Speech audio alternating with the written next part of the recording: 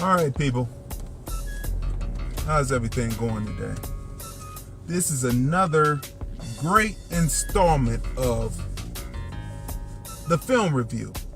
Movies, music, culture, and whatever else comes to our minds. We're your hosts. I'm Crazy Dee, and this is my lovely wife, Tracey.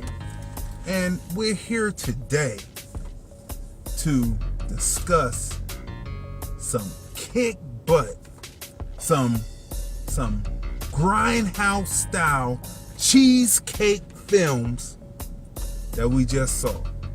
So let me break it down. Let me tell you what cheesecake means first.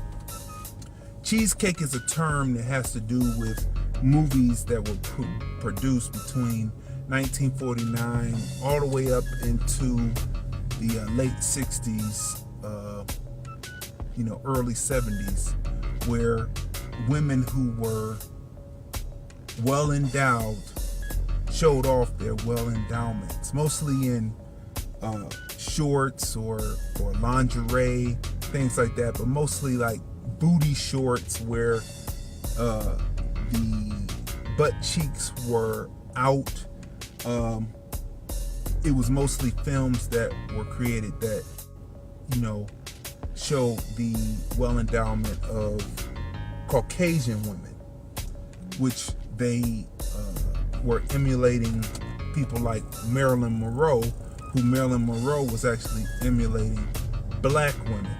So when you see cheesecake films like what we're going to discuss today, that's what it has to do basically with ass cheek hanging out. That's what it is. And boy, in one of the films there was a lot of butt cheek hanging out, giving the illusion. It's the way it was made. Also, it was the one film that we're going to review, and we're going to talk about it more. It was a lot of pinup imagery, live action though, not photographs, but actually live action, the way they were dressed.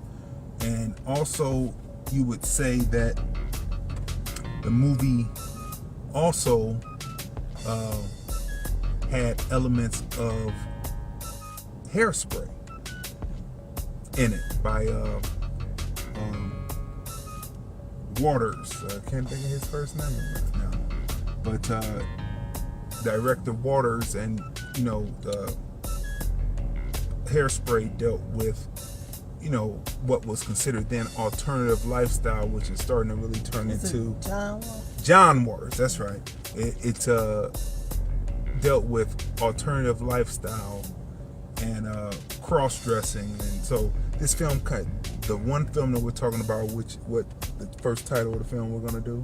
Assassination Nation. That's right. That film encompasses all of that, and it also directed by Sam Levinson. Yeah, and it also incorporates a lot of grindhouse.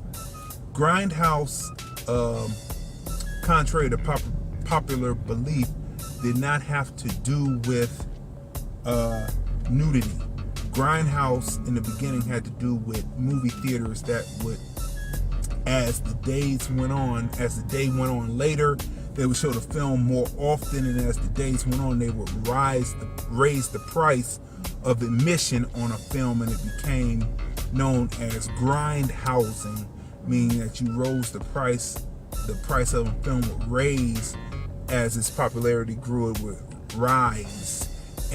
But because it was in areas like 42nd Street in New York where there was prostitution happening, those two meanings kind of mixed together. So then it was known more as something that had to do with sex, grindhouse, but not necessarily. So, but in this case, grindhouse, I'm taking it as a type of genre that dealt with violent ends, a lot of gunplay, knife play, a lot of blood and gore.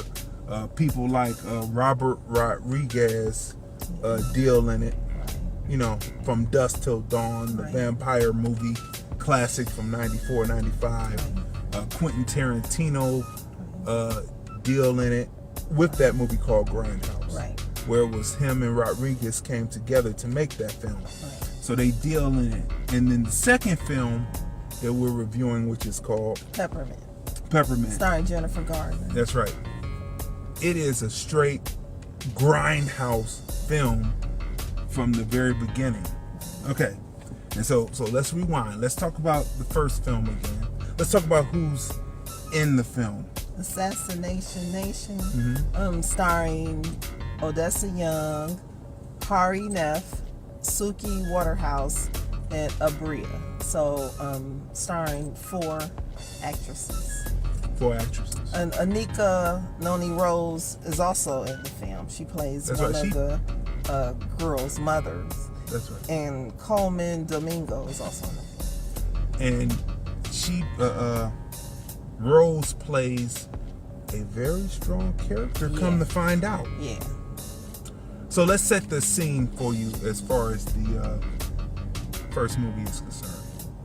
So Assassination Nation is in Middle America, the suburbs of Middle America. Is a predominantly European American town that is based on quote unquote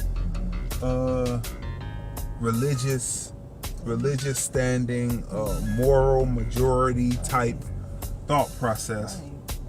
But what's happening is the modern world is creeping into this town. Right? And the modern world has to do with the internet and how the youth are using the internet to be free and freely express themselves and basically hide nothing. So if anything, the first thing that you notice about this film is it is a social commentary on the use of the internet and how it can go off oh so wrong. And also it is the third film in, I guess you could say, a trilogy of films that we have seen that are not related to each other, but I will call them a trilogy of films that deal with the power of the internet and using the internet, such as searching, and a simple favor. How they incorporate and use the internet. Yeah, social media is definitely involved in all films. So the story opens up with the young lady, and she is a contradiction of terms.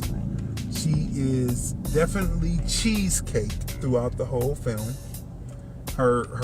She goes to school, she wears short shorts, and no one is really saying anything about it, but it's cheesecake. And all her 4 friends are basically the same. They're cheesecake. Though I must say that the black young lady was more conservatively dressed than the rest. I would say that. So it was a movie it reminded me of like a combination of what Mean Girls meets let's see, what is a good film that it could meet? Because we were just discussing this yesterday. Mean Girls meets... Actually kind of meets Peppermint, though. Well, they don't know Peppermint. Yeah, well, or a Death Row film. What is it? A Vendetta? Yeah. A vigilante? Yeah, vigilante type film, right. Yeah. So that's what it is. So we open up in this small town, Middle America. The principal of the school is a black man. And you only see 2 black people in the whole film. The young lady that's there and the mother. So three. Yeah. 3. And the principal is played by Coleman Domingo. Right. And so you only see 3 black people in the whole town, and everybody else is... You just see the kids sprinkled in. You see them, but they're not the main characters. Consequently. Right. Yeah. So there's a hacker on the loose. And no one knows who this hacker is, but it starts out and he hacks a public official. And that is the initiating event. And then from there, the worry begins concerning, will this hacker be able to hack the whole town? And this is what this story is about. It's really good. And so it's kind of like Heathers, right? Heathers meets Mean Girls meets, you know, any kind of massacre, Gossip Girl, or any kind of massacre type film that you see, any grindhouse film that you see, it's like that meets that. Okay, so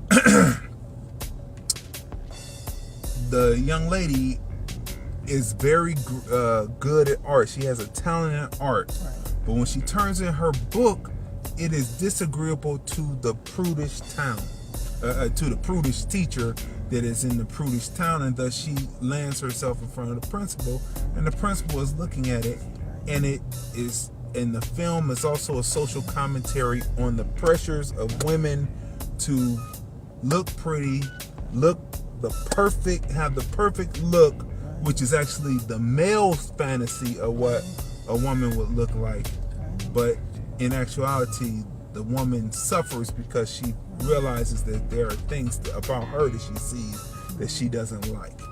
Okay, so we've watched some other reviews, and they talk about how it's a fight against misogyny, but it turns out to be more than just a fight against misogyny. As the film goes on, you start to see that it is a hypocrisy. Right. How people will talk and be holier than thou. Right. And actually behind closed doors, they're doing everything under the sun, and then once it's exposed, they don't know how to handle it, so they want to find a scapegoat. Right. And that is what the movie is about. Right. Trying to find a scapegoat to not take responsibility for who you really are because you wear a mask. Right. And we see that a lot. It's like, I give a perfect example. I think of hip hop music and how everyone wants to blame hip hop music for all of the social ills that are happening in the society, when really it's a mirror, and it puts up a reflection to show what's actually happening in society. The social ills started way before hip-hop. Yeah, that's right, because there was drug use before hip-hop. Right. Alcoholism before hip-hop. Right. Sexism, misogyny before hip-hop. Racism before hip-hop. I mean, you name it, and that's what it is. Right. And there were other musics that were going along with the drug use. Jazz, a big one. Rock and roll. Right. Heavy metal. Right. You name it. R&B. Blues, yes. It's always somebody to escape taking culpability for what they have done or what they do. The same people who pass judgment on, let's say, a Little Kim or a Nicki Minaj, you know, the same people who listen to Millie Jackson. And there's nothing wrong with Millie Jackson. Nothing wrong. It's just the hypocrisy. The hypocrisy of it. And so this is what the film talks about. Now, so that's the social commentary on it. It's not only misogyny, but hypocrisy. Right. And how officials would turn around and condone murder just to keep the status quo and keep what is phony and what is a mask untouched and unblemished. That's what the film is about. The movie is definitely worth seeing because we left out The Purge, because I'm sitting in the theater and I'm like, okay, this kind of reminds me of The Purge a little. So Mean Girls meet Purge, and it's just like and it's just like, it's just crazy. Everybody's so worried in the film about, am I going to be next to be hacked? Because they know what's on their social media, and they know what private pictures they send out to certain people, and so it's like this whole town goes crazy. It's worth seeing. It's crazy. It's just crazy. And the focal point ends up being on 4 young ladies. Right. The whole town, people. Right. The whole town. Right. And I'm talking about guns, knives, explosives, you name it. It is hanging. This is and wait. Also, this also attempted to us is a commentary on how European Americans act when they go out of control. Yeah. When they cannot Crazy. control their impulses to commit violence against the so-called other. Right. This is very important, and I would say that you will enjoy this film. Right. It starts out for the first 20 to 25 minutes. Right. It's introducing you Right. to the characters. Right. It give you the initiating event, but then it Right. really doesn't start to kick off until about 25 minutes because they have to introduce you to the characters, Right. break down the storyline for you so that you know what's happening. So when the action starts, because when the action starts, it starts to go to town. Put your seatbelt on. Right. Okay. So that's one aspect of it. So that's the aspect of it. It is a good film to see. It's not only mindless entertainment, but it has everything on it in it. It has Grindhouse. It has cheesecake. Right. It has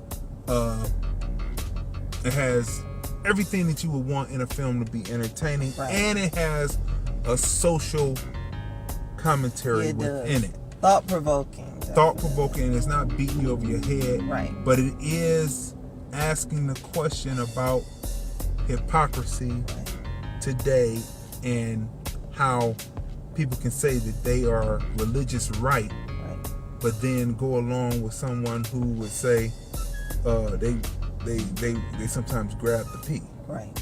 You see what I'm saying? Okay. So action. Let's break it down now. Let's break it down as far as action, as far as story. The cinematography was excellent. Oh yes. The music was. Oh yeah. The soundtrack crazy. definitely Nice. pushes it. Right. The town, the school is definitely a large part of. Is another character in the film. Right.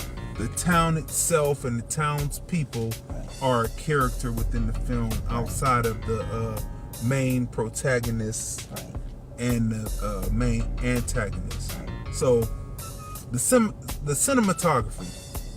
There's a scene in the film where the camera movement tells the story so well, and you are shocked at the scene because you go, oh my goodness. Like usually you will see a scene and they show it straight on at you, but in this one, when the kill shot happens, the camera motion on it is incredible. You will enjoy this film. So let's break it down. Let's talk about cinematography, music, and storyline, and the acting, because the acting was there. So let's give ratings on that A, B, and C before we give the number rating on the film. Okay. So go ahead and break it down. Let's talk about cinematography first. I would definitely give it a 10. I would definitely give it a 10 because of the angles and the story. Like, the cinematography told a story even before the dialogue began or before the action began. Just following the camera and the angles, it was really good. I would definitely give it a 10. And then let's talk about the story itself, the through line, the plot. What do you think about the plot? I think the film was a good film, and not only should adults see it, I think if you have a teenager that is very active on social media, they really need to see this film as well, because people when they think of hacking, they think of like the major hacking stories, or celebrities being hacked, or the movie studios being hacked. But after seeing this film, and the hacking was geared towards the everyday person, right? So it's just you think about how sometimes when people are on social media and they think that they're doing these private pictures or private messages or to someone, or which could actually be detrimental to them, and they're thinking it's private, it really actually isn't. And to see how nothing is actually private. So, I think it's important for teenagers to see that, hey, this could happen to you. be careful, safeguard, because actually everything that you do on the internet, even if you think it's a private message you're sending out, actually can easily be turned into public. So anything that you wouldn't want anybody to know about, you definitely don't want to do it on social media. And especially when you send it to someone else. But the discussion is also in the film about through one of the secondary characters, where she speaks on how the older adults in the town have to get over the fact that social media is here, and get over it, and that this generation here, which they call the millennials, and the next generation that's coming up, don't believe in necessarily privacy. Everything is open for people to do. But then this film shows you the haywireness of what happened. So let's talk about the acting. Because I thought the acting in this film was top notch. I definitely give it an A. It was. They did an excellent job. I give it an A as far as acting is concerned. The main protagonist, along with her 4 friends, are excellent. Even we don't want to give any spoilers away because we want you to see the film. But there is a sexual relationship that happens that is kept secret, but then it comes out during the major act. And so you have to go see this film, and then you will enjoy it. What I didn't like about the film was that the black character did not get a real storyline. Though she was one of the 4, her storyline with the love interest that she had kind of went by the wayside, and then you saw her love interest. He was involved in the scenes, in some scenes, but his story wasn't fleshed out enough. But she does get a prominent scene in the film where there's something that happens with the truck.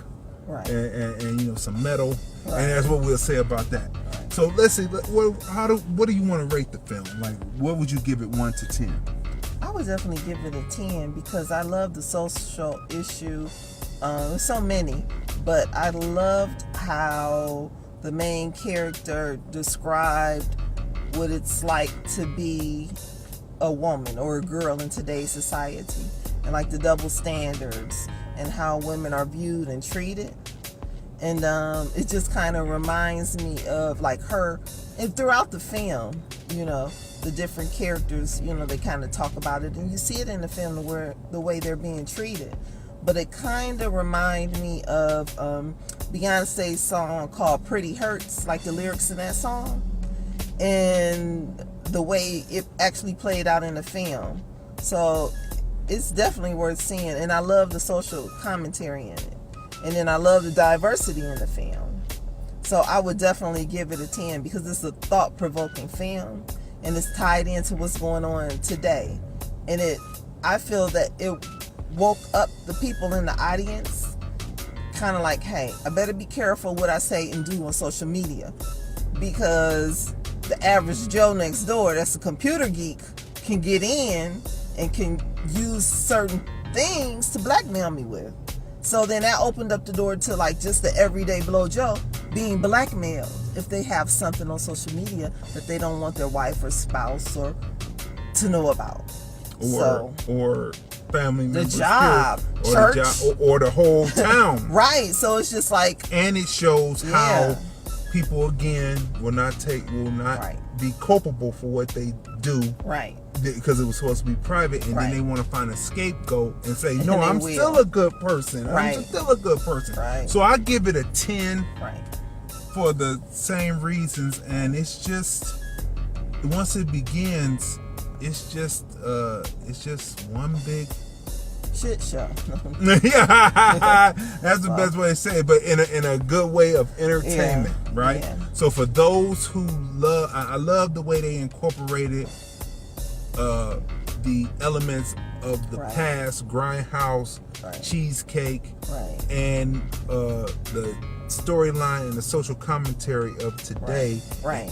interwove them together, right. to bring you something that is current, right. and up to date, right. and well worth seeing. It's just crazy. I mean, it's just like I said, like parts of the purge, the way men act when they feel uncomfortable and when they feel that they've lost control out of their lives. It's like a big shitstorm happens, and then they lose all sense of humanity, and they will attack anyone around them. I mean, it's just sad, and it's crazy, and the commentary on this film is just well done. It's kind of like what's happening in Washington right now. Right. And the ladies are seeing, right. the women who are Congress right. persons and senators right. are starting to see now that what the black male senator, black male senators, congressmen, and black women senator and congressmen have seen and dealt with for years. And knew already right. that the person who is not only sexist right. is most likely embodies racism, right. classism, right. and it's all about me being that person being right. on top and right. everyone else being beneath, right. subjugated, right. down to being considered nothing. Right. So that's what they're seeing in Washington right now. And if this person is passed through this Monday or whenever they hold the final vote, they're gonna pass him. And, but if he's passed through, why did Al Franken right. step down? Because he was tired. He was ready to go back into comedy. No. What I'm saying is, why was he forced right. to step down? Don't you think? See, this is what I've been saying for a while now, because again, once those hacks happened and right. the woman at Sony Studios was found to say that black people, certain things didn't play in other countries right. well, and she was relieved. This is another film where this is a Russian film. Right. This is Braun. Right. We've talked about that before. And the next right. film we're getting ready to talk about right. is from the H brothers, which is a either Chinese or Japanese right. Formed company, right. telling and bringing stories about that are more multicultural right. than the studio system was doing. Here, well, certain directors, like for instance Spike Lee, he always, he spoke about how for certain films he had to work with investors overseas to get many of his projects done anyway. So now we're seeing other countries putting out film projects, and but we're seeing more diversity in it. But how do the people feel who voted for 45? How do they feel that the country is the through line and the story of the country and what right. the country of the United States is about, of America, is about, is being told through the eyes of people who they would consider foreigners? They don't care. They're not. They're not conscious of it. No. But this is what's happening, and America already, the land was being sold from off of under people, right. But the people in the Senate and the House still were keeping this facade up. But now it's coming in full fruition. You see it in the movies, and I bet you the people who go to the movie theater, they are totally oblivious. They see those Mandarin or Cantonese letters, or I don't know what the language is, what the lettering is in Japanese, but I'm just gonna say Japanese. It's going over It's their just head. going over their heads. They just see the name. They say H. Brothers, and they have the name in Mandarin or Japanese. And then it moves on to another house, which you don't know what it is. And then it just moves on to the next thing. And then the movie starts, and they're totally oblivious to the fact that this is happening. Right. So that's the first film, and that's the social commentary on it. And I'll give it a 10. It's well worth seeing, and it is a shame that people from other countries can tell the story of America and are willing to tell the story of America the way it is now, and even back then are able to tell it better than those who are here are willing to tell the truth. Right. They're willing to tell the truth, and thus feeding the truth to Americans instead of Americans being able to feed the truth to each other. This is really strange. Okay, so the second film, Yeah, Peppermint. Peppermint. Yeah, starring Jennifer Gardner, Mm-hmm. who she kicked butt, and it was good to see her in a role like this. And her acting range was really, really what do you think? Like stretched. Oh yeah. Let's talk about who's in the movie. Okay. Who's in it? Along with Jennifer Gardner, Tyson Ryder, Kaylee Fleming, Annie Alonze, Method Man. Method Man. It's a makes nice an surprise. appearance. It's a shocker. Yeah. And John Ortiz. That's right. He's definitely a support. Method Man is definitely a supporting actor character within the piece. Oh, one more, and John Gallagher Jr. That's right. So, the setup. It's again, this is set in Middle America. Right. Kind of suburban Right. Middle America, except for it might be kind of a battle between people who are rich. It's more like what you call regentrified neighborhoods. Yeah. But it's regentrified, and what you see there in the neighborhoods are European Americans Right. that are, some are rich and some are just middle class, paycheck to paycheck. Right. And this is where the problem begins, Right. unbeknownst to Jennifer Gardner's character, that her husband gets into some kind of agreement but pulls out of the agreement, and this is where the action kicks off. Now, you've seen the preview, so this is not a spoiler. Right. So you know that two people are shot down, Right. and it leaves Jennifer Garner to find her way to exact revenge. Right. And the director is Pierre Morel. Okay. So what I like about this film Right. is that the acting is superb. It is A1 on the acting. All of the characters, the Hispanic characters, Right. the people who play the police characters, Right. as well as Jennifer Garner. Her acting, as my wife said, is stretched Right. from in the courtroom, from being strong enough to identify, Right. then to sit in the court, Right. and to then find disappointment Right. and shock, and then to regroup and come back and Right. do what she does is amazing. And what's so amazing about the film is it doesn't do a long drawn out thing. Let's take a perfect example of a film that I would think it would be like, and it's like a female version of, is Death Wish. Now, I'm not talking about, I never saw the Bruce Willis version of Death Wish. Right. Charles Bronson. I'm talking right? about Charles Bronson Death Wish Right. 1, 2, and 3. Right.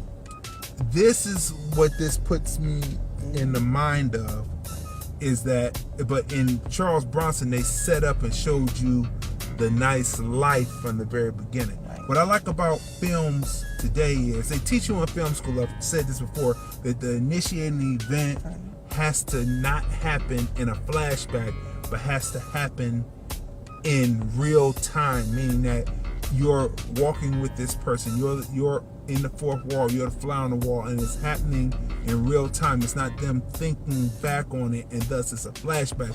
But in these non-linear films, which I love to shoot non-linear myself, they are putting the initiating event Right. into the flashbacks, and I love it. But my point in saying that is, when the film opens, Jennifer Garner is already arced. Yeah. She's already in action of doing Right. what she's doing. Right. And at first there's a car and you think one thing is happening, but something else is happening. Right. And that's how they open up the piece. Then they give you what the family life was about. And then they bring you back, and then it moves forward. And so it's just a beautiful piece, and how she's already arced. Then you see her just a regular middle America, middle class, mom, wife, enjoying herself, not knowing what her husband got into, and trying to move forward to advance the family life.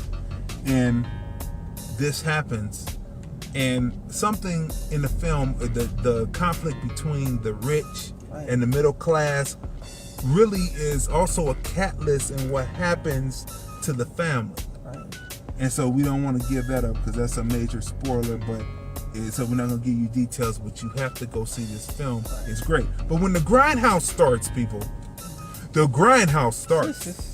And when the Grindhouse starts, people, let me say it one more time. The Grindhouse starts, and it is a non-stop movement from beginning to end.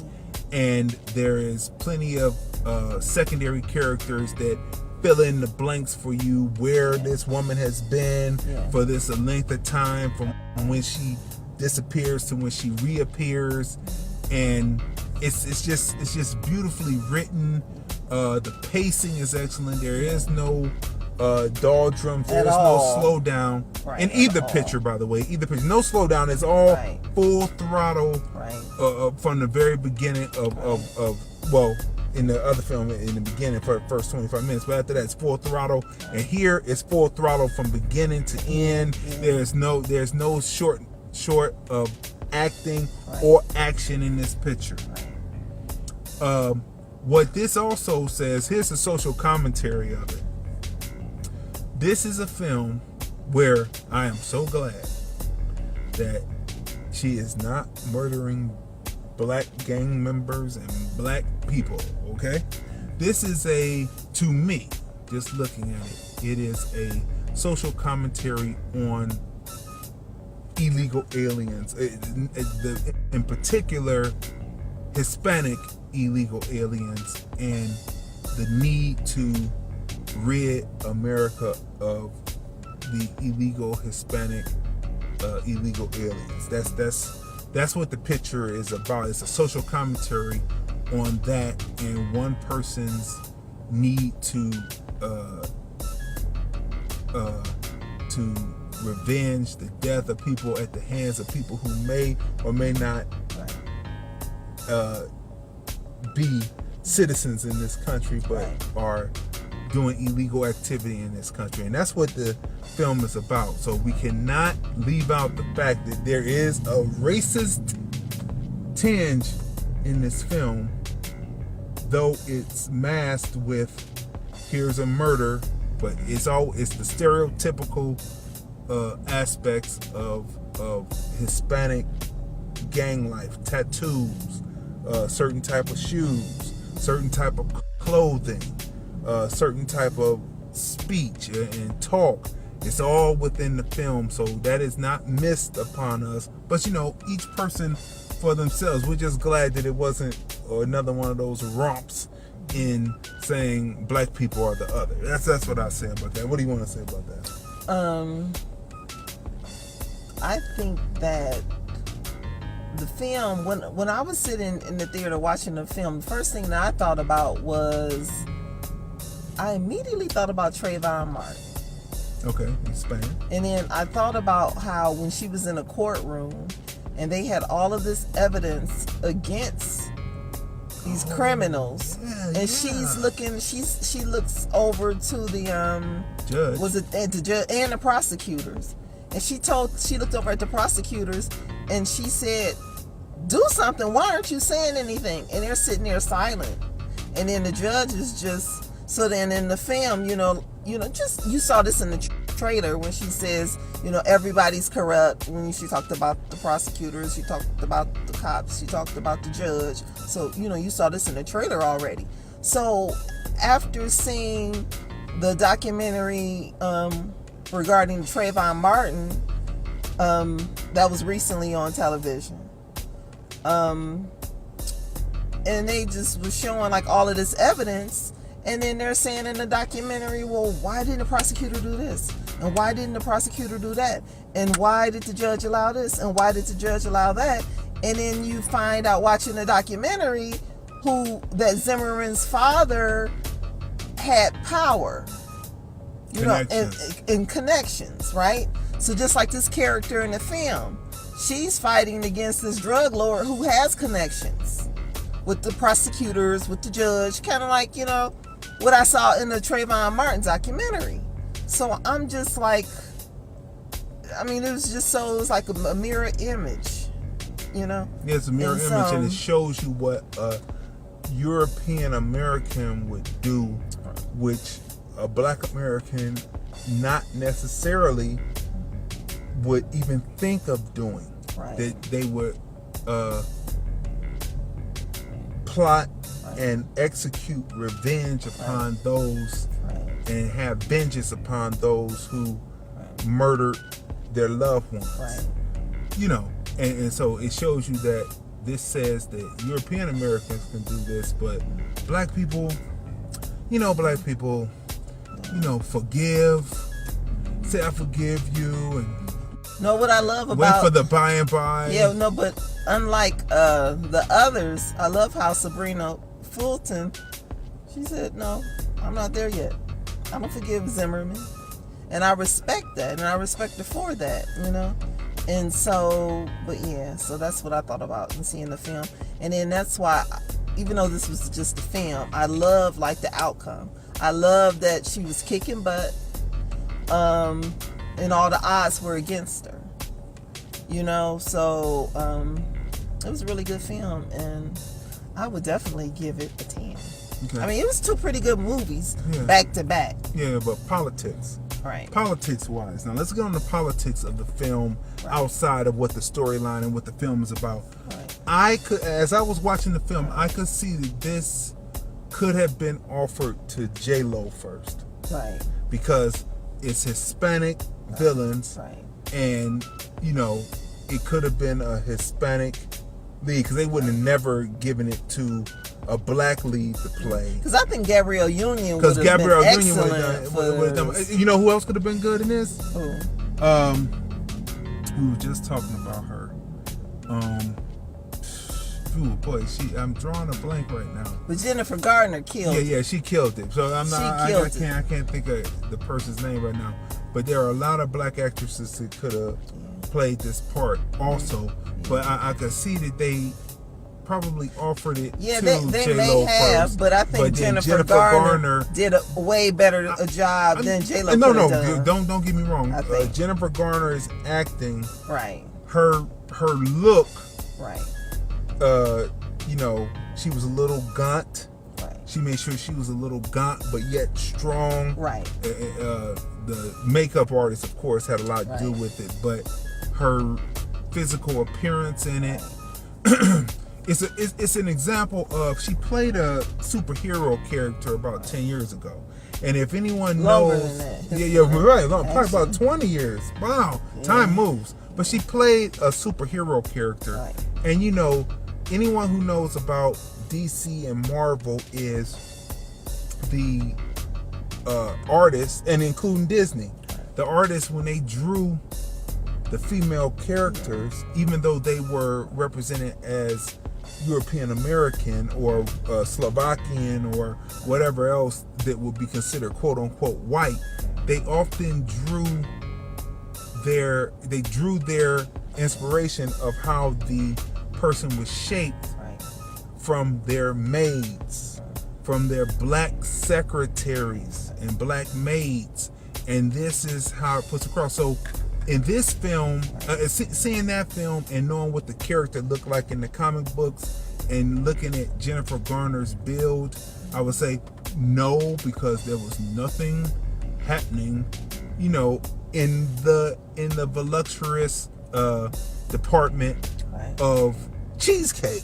That's what it is, because that's what most of the cartoons, most of the Marvel and DC, it was during that time, and it was cheesecake, and that's what they represented. Okay, so but in this film, it was not necessary, because she was playing everyday mom who turned strong, so thus you could pull it off. And so I give her kudos for playing this role and pulling it off. The acting, The cinematography was great. The sound effects, the sounds in the theater, the off screen sounds that let you know what was happening in the picture, excellent. Moved it along. The twist in the film where you think it's one person that's one way, but it's actually the other person that's the other way. Beautiful work, beautifully written. Misdirection has to be written into the script or it doesn't work on screen. Beautifully written. I give it a 10. Yes, I give it a 10. So you've just been privy to another great episode of the Film Review. Movies, music, culture, and whatever else comes to mind. This is the cheesecake version of it, the cheesecake and the grindhouse with great acting addition with two films of two Caucasian women kicking butt in those traditions that come from the 1940s up into today, brought up to date in these two films. Go see these two films. You will be entertained. And stay tuned for more the Film Review. Movies, music, culture, and whatever else comes to mind. I'm Crazy Dee and Tracey. And we're out for another one.